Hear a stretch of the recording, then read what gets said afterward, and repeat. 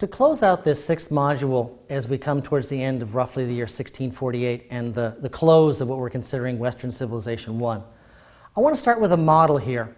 This is a model of a universe, and in the center of it they have placed the sun, in the language of the diagram here, the soul, right, the sun. And notice that everything is going around the sun in perfect circles. That one way to explain the sun, the moon, and the stars, and the earth and the moon and everything else, is to consider the sun as the center of the universe. Now, this was actually a new theory. The prevailing theory is that earlier than this, they had placed the earth at the center, right? It was called geocentric theory.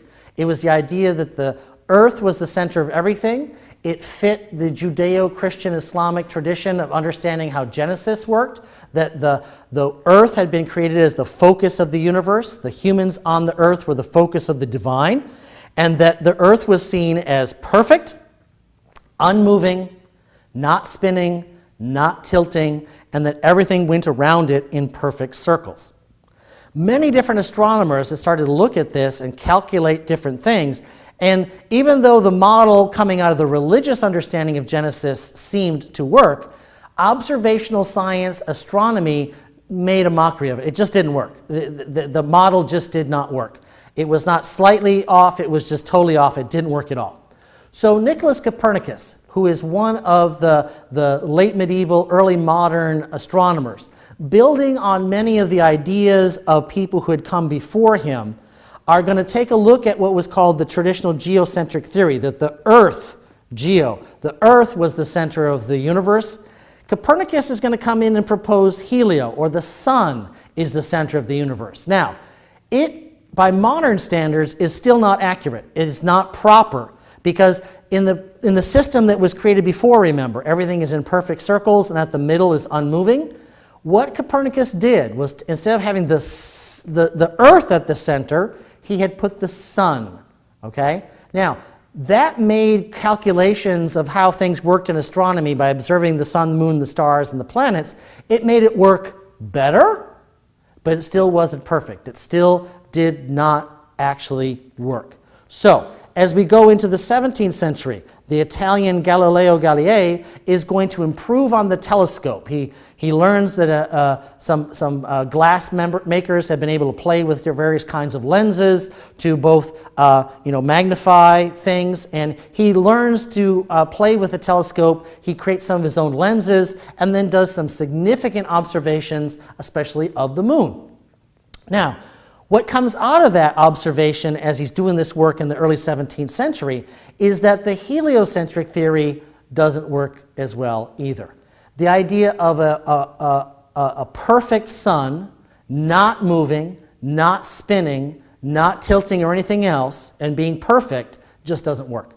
He observes the moon, and it looks to him as if it's just like someplace on Earth. It's made up of all the different kinds of things. There's all kinds of scars on it. That it's not perfect. Everything about it is actually imperfect.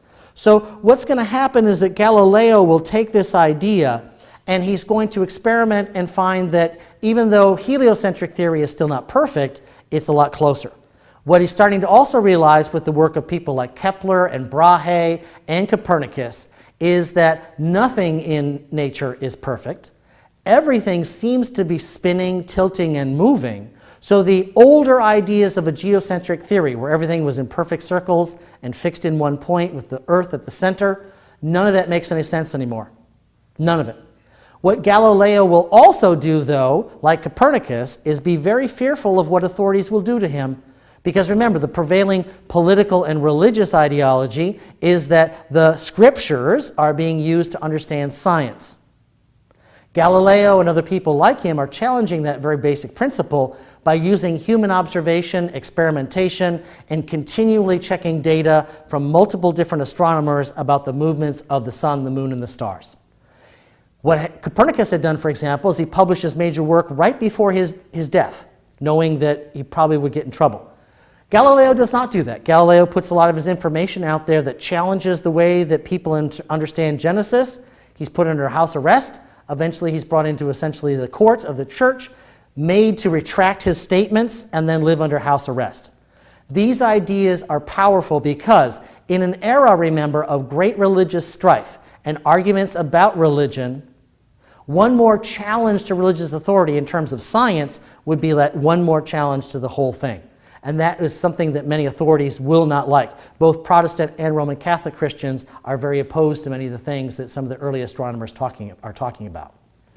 But the conclusion here, and this is a little bit after the time frame of our lectures, but Isaac Newton in England is working at Cambridge University in many different ways and capacities. He's working both the idea of trying to figure out how to do alchemy and magic and change lead into gold. He has lots of theories about that. But he's also doing some serious mathematical study of how the sun, the moon, and the stars operate. And it will be him that will create this idea of gravitational theory. He will offer a mathematical understanding of how the Earth, the sun, and the others move. He will offer a very simple theory that is proven by mathematical understandings and can be repeated for various objects in space. He's going to provide the simple theory of astronomy that will prevail roughly until the time period of Einstein in terms of understanding the mathematical precision with which the universe operates. And of course, later on it will be changed and improved, but he's going to be the one that provides a mathematical model to explain things like gravitation, why things speed up and slow down through space, and in many ways offer an alternative to understanding how the universe works that is not based on the interpretations of Genesis. Take a look at the early scientific revolution and some of the key factors and ideas that went into creating it, and then see if there's some sample questions to assist you in your comprehension.